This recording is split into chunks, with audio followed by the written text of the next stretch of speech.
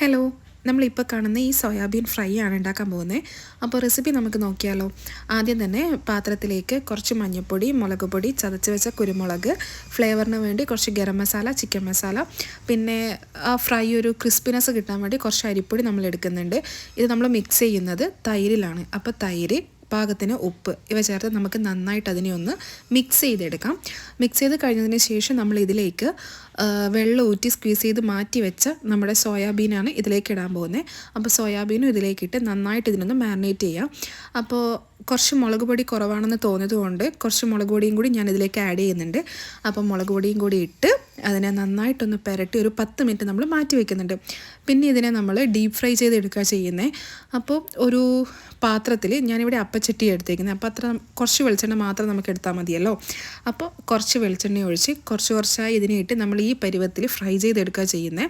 മുഴുവനായിട്ട് നമ്മൾ ഫ്രൈ ചെയ്തതിന് ശേഷം അതേ എണ്ണയിൽ തന്നെ കുറച്ച് കറിവേപ്പില ഒന്ന് നമുക്ക് വറുത്തെടുക്കാം. പക്ഷേ ഒരു ഫ്ലേവറിന് വേണ്ടിയിട്ടാണ്.